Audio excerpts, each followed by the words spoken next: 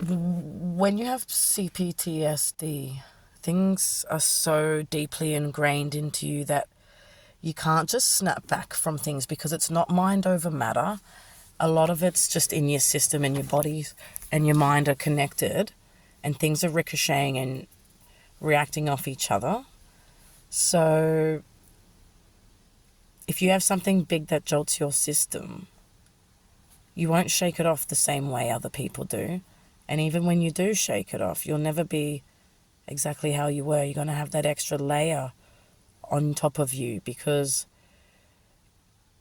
basically when your system is at that level, it's like you need to act fast to get it back. You need to nurture and be safe and calm and slow and have everything you need. But quite often what happens is people will get traumatized, their system gets jolted, and then they are thrown straight back into fast and aggression and judgment and all these things that make you more tenser, and they build on your nerves, they build on your muscles, they take from your brain, they scraping at your bowels, your bladder, your stomach, everything that is affected just slowly grates down or heightens more, and it gets harder to handle things that are just normal for everyone. And the fact that no one around has a clue makes that even harder, because you're just dealing with it all the time. Like no one's making allowances or understanding, having any compassion, or even trying. So you are just in a whirlwind going backwards nonstop. Because if you need nurturing and calm, but you're getting judgment and fast and stimulation, that doesn't just stop you moving forward, it pushes you backwards, because it's the opposite of what you need and it hurts you. So if we have a bad day, the next day is not like just wake up and start again. A lot of the time, usually that day's recovery. We often get called lazy because of how long it takes us to start the day. And the thing is, a lot of us, I can't speak for everyone, some people may sleep excessively, but quite often you don't sleep. Trauma comes with all kinds of sleeping issues, and your body's not replenishing. If you're thinking about it, most people out there, they're doing the things they need. They've got the healthy work-life balance. They're laughing, they're living, they're going out, they're socializing, they're getting fresh air, they're having, whatever it is in their life they've got going. Everyone's got problems, yes, but if you are not enveloped in trauma and cortisol and electricity, and you can actually see what's in front of you and you're not scared of your own shadow, you're living somewhat of a life, even if it is hard, or you're having your ups and downs. You're not stuck in this bubble that you can't get out of, and you're not alone in this bubble with people around telling you just fucked up in the bubble, and every time you come out the bubble, you're in agony. So it gets harder and harder to do things. We're cancelling plans all the time because we know there's a good chance. Like, it took me 3 attempts to get to the supermarket this week, and because of it, I've become really sick. So it's all been a domino effect, I got triggered. I had a stomach flare-up that then led to the stress of having to cancel all my plans, running around. Then I had a mild nerve flare-up, which was tolerable, but I have had to push through while I was still coming out of it.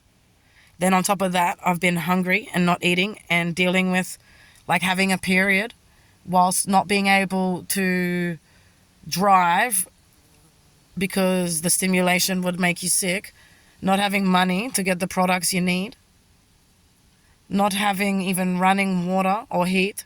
So it was literally messing with my sensory and my trauma triggers, because when you have been sexually abused or raped, hygiene is everything.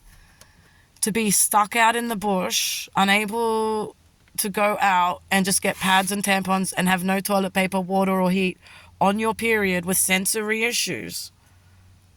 It was quite a few days.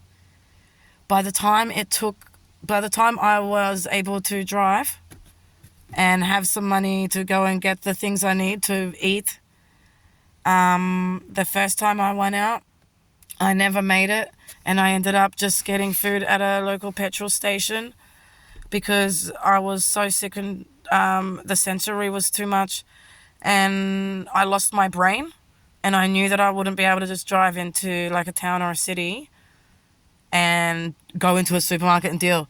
And even the click and collects I can't do because I'm struggling on apps, and I'll try to like get through and I can't, or I'll put the wrong number or it'll time out, and I can't, and I end up having a meltdown trying to do stuff on the phone. I can't talk to people over the telephone because, as you can hear in my tone, the way I'm talking, because I'm not friendly and gentle and warm anymore, I've got this pain and this, as you can hear, this sort of like in my voice. People instantly think I have an attitude, and I'm greeted with instant defense or attitude or passive aggression, or people telling me not to be rude to them and telling me like little comments and stuff. Or like just getting upset with me, but I'm talking the way I'm talking now. And it's because I've been in excruciating pain. I don't have a brain. I'm exhausted. I'm hanging on by a thread. By the time I get out there and they're talking at me, I can't understand them, and I need things simple and slow, and I'm just not able to take it in. So I'm asking them to repeat themselves, and I'm like just shutting down, and I'm not getting things done. And if I get triggered, triggers can end up with me crying, or it can end up with me in a fuck you, and it's not at the person in front of you, but they are going to cop it if they're right there, whoever. It could be a tree, because you are literally someone standing in front of them, burning on fire, unable to see, with no vision, anxiety through the roof, no idea where you are, confused as hell. You know when you see people with dementia raging out because they don't know what's going on? It's like that. And that's why when it comes to people with dementia, I can handle it a lot better because I get it, and if you know where it's coming from, you won't react in a way to make it worse. You can bank your own emotions. But when you don't know where it's coming from, your natural reaction is to fight back. And that's why people with trauma will come across tense, because they're scared. They're ready for you to hurt them or fuck with them in some way. So after going out the second time, I got triggered so hard, I couldn't get to the shops. I had to stay in my car for ages. I cried so hard. I ended up meeting up with someone who just gave me some food. And that's how I ate for the night. And I still, in my triggered state, forgot to get toilet paper. And I was like, you have got to be kidding. So then, the next day, the third time, I decided to go third time lucky. And I did. I went to a supermarket and I got groceries. I went to the butcher and got a bone for my dog. I drove to a beach to take my dog for some fun time.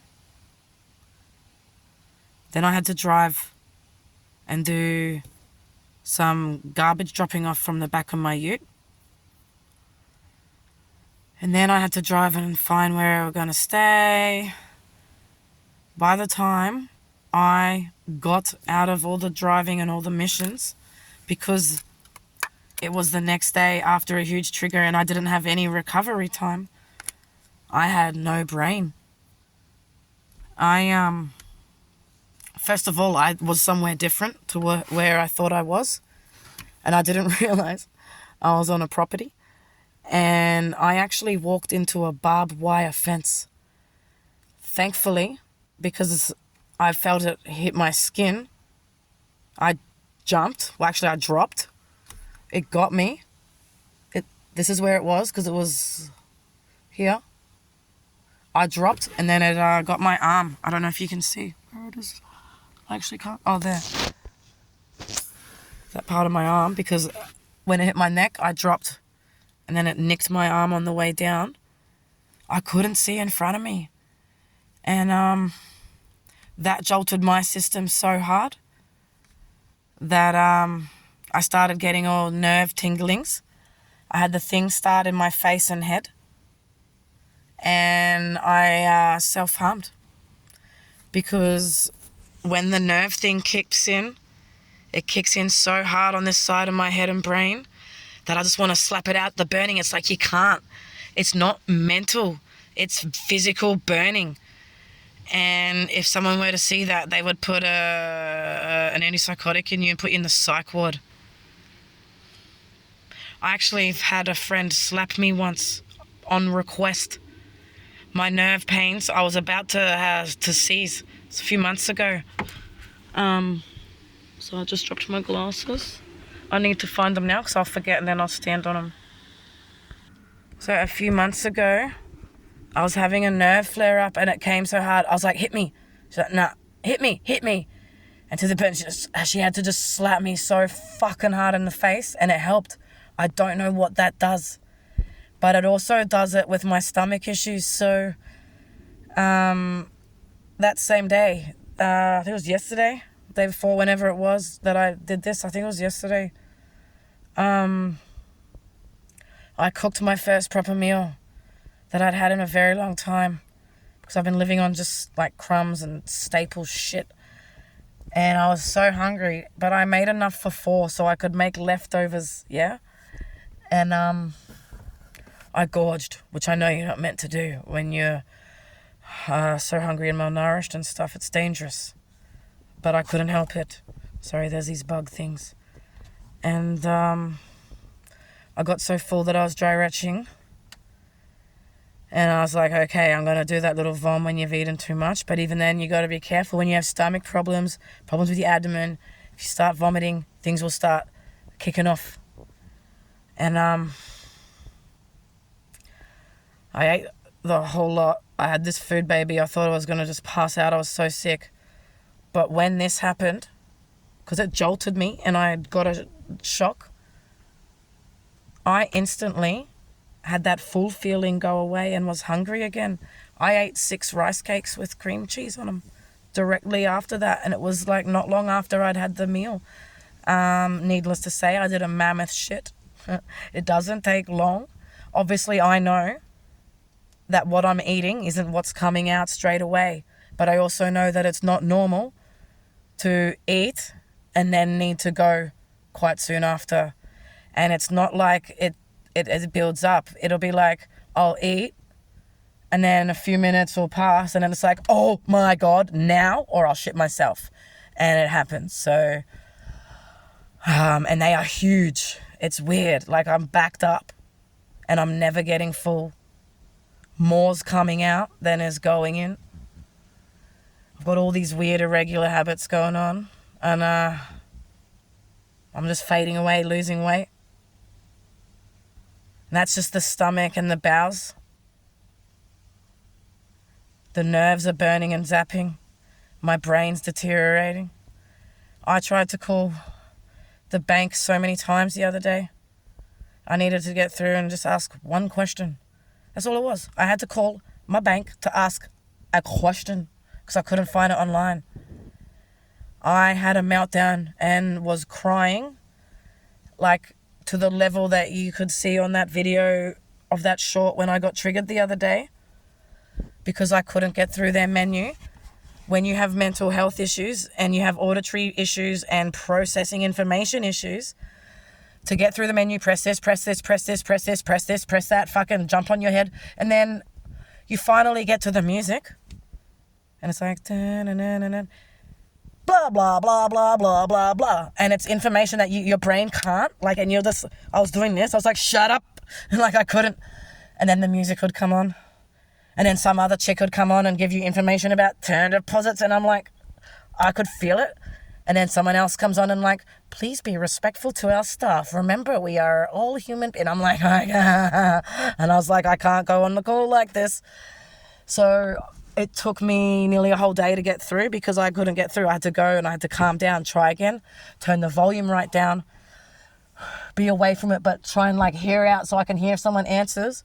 And then of course you answer, you get someone working from home. You know, they don't understand anything you say and they're not listening. You can hear clinking around in the kitchen. And then maybe it's like a really soft voice or a thick accent, or they've got like background music, or there's just some way that you can't understand and they don't listen and they cut you off. And because I've got this tone, you're dealing with someone going, ma'am, ma'am, ma'am, and you're just like, I can't. Can you please talk slower? And they just don't. Like, can you please slow down? I'm not able to understand what you're saying right now. And they're like, look, you're just going to... I'm like, I can't. And then I can never get through. So, the burning is happening with stress. It's happening when the panic disorder kicks in. And that'll happen because my brain taps out. And then something will happen, like I lose my keys or my phone or my glasses or my bank card, and I'll end up in this pickle that I can't get out of, but I was meant to be somewhere. And then by the time I get out of the pickle, it's too late because they shut. And then it's like, I can't eat, or I can't do this, or I miss my whatever, like meeting, like whatever it is. I was going to say appointment, but that would have been a made up thing. I had appointments. I had to cancel them because I can't afford them. And when you're in survival, there's no point paying a specialist that you can't afford, running around every fortnight, trying to get this money for a specialist to just go backwards because you don't have anything else you need. So, I can't. But yeah, we're just in this whirlwind. And if you can't just rest and recover from it and then you go back out in it, you get worse. So I've deteriorated so badly this week, from one trigger to a flare-up, to another trigger, to another flare-up, to overstimulation, to just being so hungry, to meltdowns, to self-harming. And it's all because I just can't handle every time I drive out there. Every time I'm in the world where there's lights, movement, sound, and information to process, and people, and disrespect, and ignorance and lack of understanding and compassion. So I am not sure how I'm going to actually get out of this because I'm kind of stuck here. I need to still go and tend on things that aren't near me. And I'm not able to drive, so I'm going to be stuck out here. And then by the time I go back out, do what I need, I'm just going to come undone again as soon as I'm out there in it. And that's just what life is like now. So you're going to see the roller coaster that I'm on, because it's one thing to sit and rant, but if you don't see what the triggers are like, what the flare-ups are like,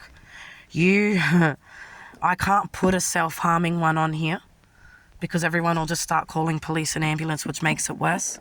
So I can only tell you about it. But what I could maybe do is record it and then later do a video about it and show you the video recording so it's past tense and no one has to freak out, because I can't take the risk of having more things coming at me that are going to hurt me even further. So to those of you out there who have it, please know I'm doing everything I can. I'll humiliate myself as much as I have to so people know how we live and can see the gravity and reality of it. For people who are in the system, please know that the reason I'm hounding this channel is because I tried all the right ways with you all. I tried waiting, I tried explaining, I tried polite, I've tried showing you, I've tried complying and doing all those things that you say are right when you don't have a clue. And I am so sick beyond repair now that the only way I can get help is if someone from the UK flew over and took me to one of their centres, and someone with money built me a way out of this hole that I'm in. Because what happened in Victoria, for someone with trauma to go to a healing town after they've worked their whole life to get out of nothing, to end up back in poverty, in hardship, with nothing. You can't get out of trauma like this. You can't get a job. There's no support. The only way is down and out. So I'm not wanting to be saved anymore, because even if like some miracle happened and someone from the UK was like, wow, that's fucked, let's help this girl. And then someone rich was like, yeah, let's set up a somatic centre in Australia and let's help her out of that hole. It's too late. I don't want to live in your world. I don't want to live in a world where police are kicking sick people out of town rather than investigating both sides of the story. I don't want to live in in a world where sick people are isolating and hiding because they can't even go to the shops. I don't want to live in a world where every day is so scary that you can't sleep and you feel every single thing and you're alone in pain. Because even if you brought a somatic symptom and started promoting awareness now, literally the rest of my life will be recovering from the first 40 years of what you all did to me. And then by the time I finally recover, I'll be old and it'd be time to die. So there's nothing here for me. And that's why I'm flapping as hard as I can, because I want to use my story, my experience, to get help for the people, to make people step up accountable and fix this shit show. And then I'm out. It's over. Thank you. Take care. And at least I will have left this planet with my life not being a waste, which is exactly what it is right now. You are looking at someone who is 41 years old, who has spent exactly 41 years wishing they weren't born. I've never wanted to live in your world, but I've always tried. Last year took away any reason to try. You don't spend 40 years getting somewhere to start again. I'm not going to spend another 40 years. No. So, you know what I mean? It's over. For some of us, it's too late. So all we can do is jump up and down until we are done, so that you guys can see what needs to be done for those who still have a chance. And I really, really, really mean it from the bottom of my heart, Australia. I'm going to do everything I can before I go, so that you don't have to get to the stage I'm at, because not everyone with C-PTSD has it to this level. There are people who are no longer with us because they had it worse than me. So once I've joined them, at least there will be a chance for those left behind.